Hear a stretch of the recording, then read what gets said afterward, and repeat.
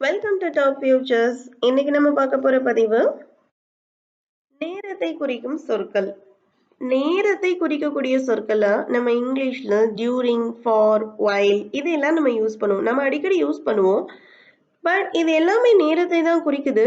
ஆனா அது இருக்கிற இடத்தை பொறுத்து ஒன்னொன்னும் கொஞ்சம் டிஃப்ரெண்டா ஆட் பண்ணும். ஆனா எல்லாருமே காமனா எதை தான் மென்ஷன் பண்றாங்க? அந்த நேரம், டைமை தான் மென்ஷன் பண்றாங்க. சரிங்களா? ஸோ அதை பத்தி தான் இன்னைக்கு கொஞ்சம் டீட்டெயிலா நம்ம தெரிஞ்சுக்க போறோம். ஃபர்ஸ்ட் நம்ம டியூரிங் பார்க்கலாம். டியூரிங் எடுத்துக்கிட்டீங்க அப்படின்னா டியூரிங் கூட ஒரு நவுன் கண்டிப்பா வரணும். சரிங்களா? டியூரிங் எடுத்துக்கிட்டா டியூரிங் கூட யார் வரணும்? ஒரு நவுன் வரணும். ஒரு எக்ஸாம்பிள் பார்க்கலாம். I saw him during the wedding. I saw him. டியூரிங்னா என்ன அர்த்தம்? அந்நேரம், அந்த நேரத்துல அப்படின்னு அர்த்தம். வெட்டிங், அந்த வெட்டிங் அப்போ நான் என்ன செஞ்சேன்? அவனை பார்த்தேன். ஸோ இங்க டைமை மென்ஷன் பண்ணும். அந்த டைம்ல, அந்த நேரத்துல நான் அவனை பார்த்தேன். I lost my wallet during my picnic. During the picnic. Picnic அப்ப நம்ம என்ன செஞ்சிட்டோம்? என்னோட வாலெட்டை நான் தொலைச்சிட்டேன் அப்படின்னு சொல்லும். ஸோ அந்த டைம்ல நான் அதை என்ன செஞ்சிட்டேன்? தொலைச்சிட்டேன். அடுத்து he received a call. அவருக்கு ஒரு கால் வந்தது. எப்போ? during the meeting. அந்த மீட்டிங் அப்போ அவருக்கு ஒரு கால் வந்தது. ஸோ அந்த டைம், அந்த நேரத்தை மென்ஷன் இது எப்ப நடந்தது அப்படின்ற அந்த டைமை நம்ம மென்ஷன் பண்ணும்போது நம்ம டியூரிங் யூஸ் பண்றோம். பட் டியூரிங் கூட ஒரு நவுன் வரணும். இதுதான் இங்க இம்பார்ட்டன்ட். ஓகே. we slept. நாங்க தூங்கிட்டோம். எப்ப தூங்கிட்டோம்? During the night. Night time நாங்க தூங்கிட்டோம். ஓகே. அவருக்கு விஷ் பண்ண மறந்து போய் நாங்க என்ன செஞ்சிட்டோம்? நைட்டு தூங்கிட்டோம் அப்படின்னு சொல்றோம். சரிங்களா? ஓகே. இப்போ டியூரிங்கோட நவுன் மட்டும்தான் வர அப்படின்னு சொன்னா ஆமாதான். அதுல ஒரு சின்ன சின்ன வேரியேஷன்ஸ் இருக்கு. அது என்னன்னா, ஒன்னு நவுன், அதை நம்ம பார்த்துட்டோம். அடுத்து நவுன் ஃப்ரேஸ். நவுன் ஃப்ரேஸ்னா ரொம்ப ஒன்றும் இல்லை. இந்த நம்ம சொன்னோம் இல்லையா நவுன், இந்த நவுனுக்கு ரிலேட்டடான வேர்ட்ஸ் ஆட் பண்ணி பேசணும்னா அதுதான் நவுன் ஃப்ரேஸ். ஓகே, பெருசா வித்தியாசம் இல்லை. அடுத்தது ஜெரண்ட் ஃப்ரேஸ். ஜெரண்ட்னால என்ன அர்த்தம்? ஒரு வேர்போட ஒரு ஐஎன்ஜி ஆட் பண்ணி சொன்னோம்னா அதுதான் ஜெரண்ட். வாக்குன்னு சொல்றதுக்கு வாக்கிங்னு சொல்லுவோம் இல்லையா, அதுதான் அதோட ஜெரண்ட். ஓகே, அவ்வளவுதான். இப்போ இது மூணுக்குமே எக்ஸ்பிளைன் பண்ற மாதிரி ஒரு எக்ஸாம்பிள் வச்சு பார்க்கலாம். பாருங்க, இந்த டேப்லர் காலம் அதுக்கு தான். we talked. நாங்கள் பேசினோம். எப்போ? During lunch. லஞ்ச் அப்போ நாங்க பேசணும். அப்ப அந்த டைமை நம்ம மென்ஷன் பண்ணோம். அப்ப டியூரிங் போட்டதுக்கு அப்புறம் என்ன வருது? ஒரு நவுன் வருது பாத்தீங்களா? லஞ்ச். இதுதான் நவுன். ஓகே. இப்போ இதுவே அந்த லஞ்சுங்கிறது ஒரு பிரேக் தானே. ஸோ அது ரிலேட்டடான வேர்ட்ஸ் எல்லாம் யூஸ் பண்ண பேசணும்னா அது நவுன் ஃப்ரேஸ்ன்னு சொன்னோம். அடுத்த எக்ஸாம்பிள் பாருங்க. we talked during the short coffee break. during the short coffee break. இதுவே we talked during break அப்படின்னு சொல்லிட்டு சிம்பிளா அது நவுன்லயே முடிஞ்சிடும். நான் வந்து பிரேக் அப்போ நாங்க பேசணும் அப்படின்னு முடிஞ்சிடும்.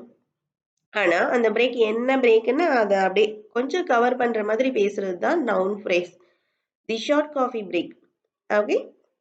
அடுத்து பாருங்க, ஜெரண்ட்னு சொன்னா வேர்போட ஐஎன்ஜி இல்லையா? we talked நாங்க பேசணும். எப்ப பேசணும்? during taking a brief pass from the work. வேலையிலிருந்து ஓய்வெடுக்கிற அந்த கொஞ்ச நேரம் இருக்கு இல்லையா, அப்ப நாங்க பேசணும் அப்படின்னு சொல்லி இதெல்லாம் கேஷுவலா நம்ம பேசுற மாதிரி. சரிங்களா? இப்ப டேக்குங்கிறது வெர்ப் இல்லையா, அது கூட ஒரு ஐஎன்ஜி ஆட் பண்ணும்போது அது ஜெரண்டா மாறுது. இப்படி பேசும்போது டியூரிங்க்கு அப்புறமா நீங்க ஒரு ஜெரண்ட் ஃப்ரேஸ் வச்சும் நீங்க யூஸ் பண்ணிக்கலாம். பட் ஓவராலா காமனா நம்ம தெரிஞ்சுக்க வேண்டியது, நம்ம டியூரிங் யூஸ் பண்றோம் அப்படின்னு சொன்னா அதை தொடர்ந்து ஒரு நவுனை நம்ம என்ன செய்யணும்? ப்ரொசீட் பண்ணியே ஆகணும். அப்பதான் அது என்ன செய்யும்? நம்ம சொல்லக்கூடிய அந்த காலத்தை கரெக்டா நம்மளுடைய ஆப்போனண்ட்டுக்கு கன்வே பண்ணும். ஓகே, அவ்வளவுதான். நம்ம இன்னைக்கு டியூரிங் பார்த்தாச்சு. அடுத்தது அதை பார்க்கலாம். அடுத்த லிஸ்ட்ல இருக்கிறது ஃபார். ஓகே, ஃபார் வந்துட்டு அப்படின்னு சொல்றீங்க அப்படின்னா நிறைய மீனிங் இருக்குது ஃபாருக்கு. பட் இன்னைக்கு நம்ம எடுத்திருக்கிறது எல்லாமே ப்ரிப்போசிஷன் தான் இல்லையா? ஸோ நான் இந்த ஃபாருங்கிற ப்ரிப்போசிஷன் நம்ம இன்னைக்கு பார்க்க போறது நேரத்தை மட்டும் பார்க்க போறோம். சரிங்களா? ஓகே. ஃபார் நம்ம டைமுக்கு கன்சிடர் பண்ணும்போது அதை தொடர்ந்து பீரியட் ஆஃப் டைமை நம்ம மென்ஷன் பண்ணணும்.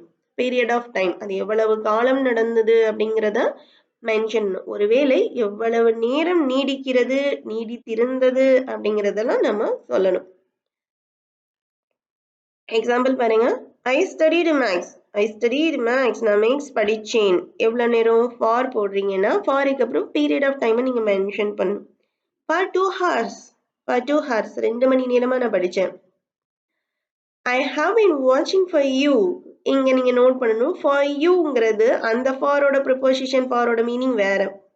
நம்ம அடுத்த ஆள சொல்றோம் இல்லையா ஃபார், அதுதான் டைமுக்கான preposition for. Okay, I have been வாட்சிங் ஃபார் யூ.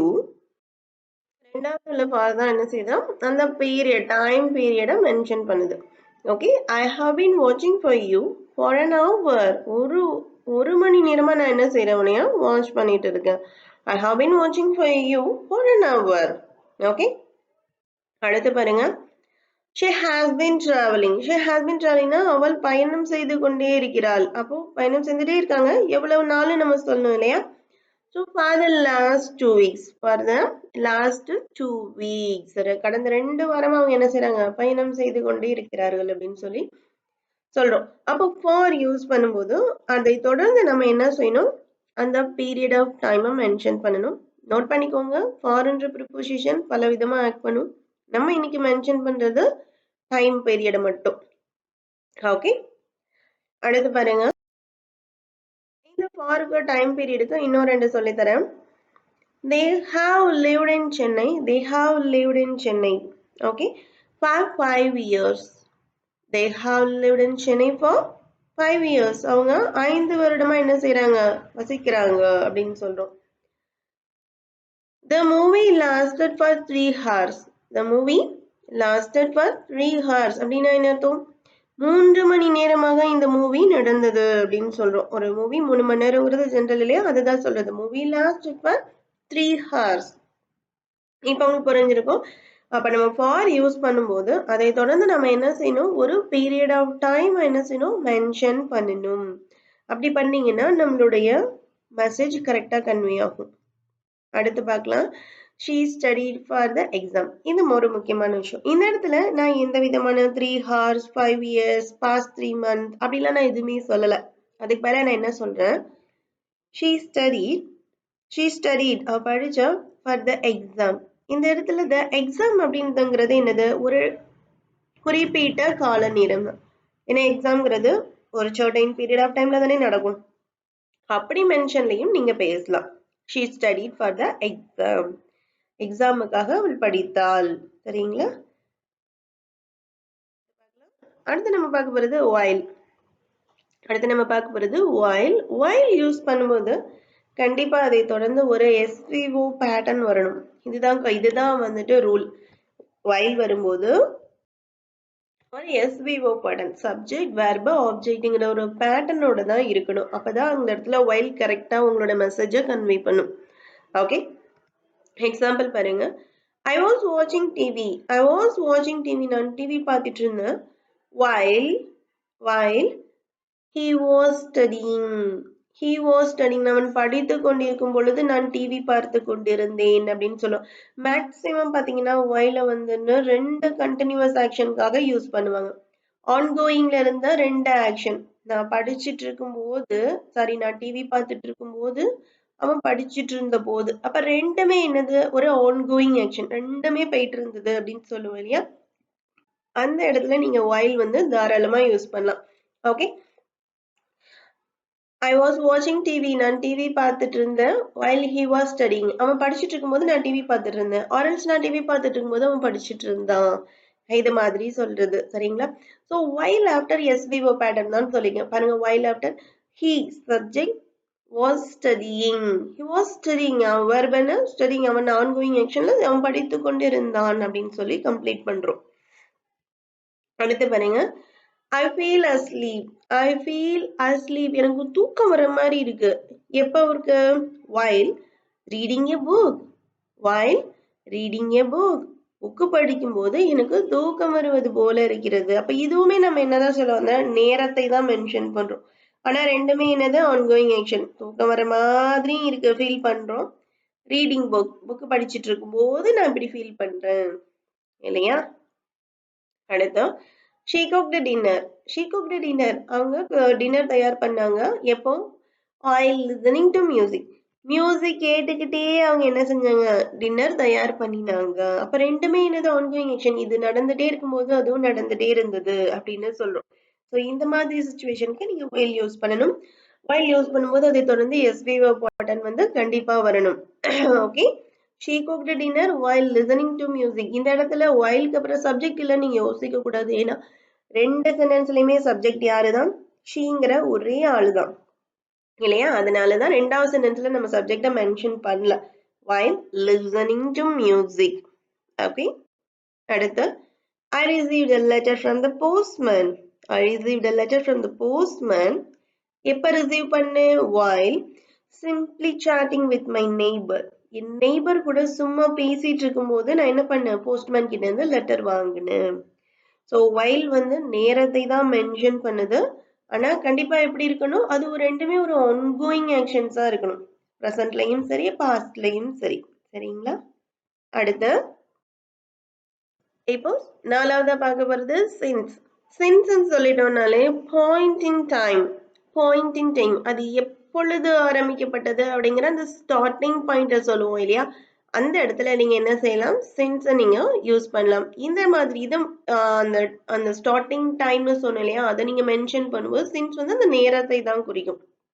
ஓகே. எக்ஸாம்பிள் பாருங்க. I have been living here since 2010. I have been living here since 2010. அப்ப என்ன அர்த்தம்? நான் இங்க வசிச்சு கொண்டு இருக்கிறேன். since 2010 2010 நான் இங்கே வசித்து கொண்டு வருகிறேன் அப்படின்னு அர்த்தம்.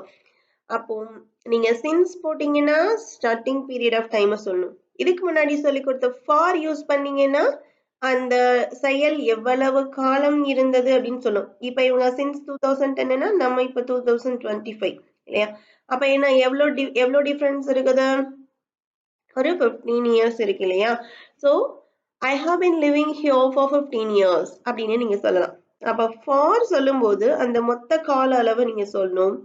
since யூஸ் பண்ணும்போது அந்த அந்த ஈவெண்ட் எப்ப ஸ்டார்ட் பண்ணுச்சு அப்படிங்கிற அந்த பாயிண்ட் இன் டைமை நீங்க மென்ஷன் பண்ணணும். இவ்வளவுதான் வித்தியாசம். ஓகே. அடுத்து I have been working here since January. since January. ஜனவரின்னு கொடுத்துருக்கேன். இதுக்கு பதிலாக நீங்க for யூஸ் பண்ணி ட்ரை பண்ணுங்க. ஓகே. அடுத்து we have been paying our home loan since 2000. 2000 வருடம் 2000ல இருந்து நாங்க என்ன பண்ணிட்டு இருக்கோம்? எங்களோட ஹவுசிங் லோன் பே பண்ணிட்டு இருக்கோம் அப்படின்னு சொல்லுவோம். இதையே நீங்க for வச்சு சொல்லும்போது we have been paying our home loan for 5 years.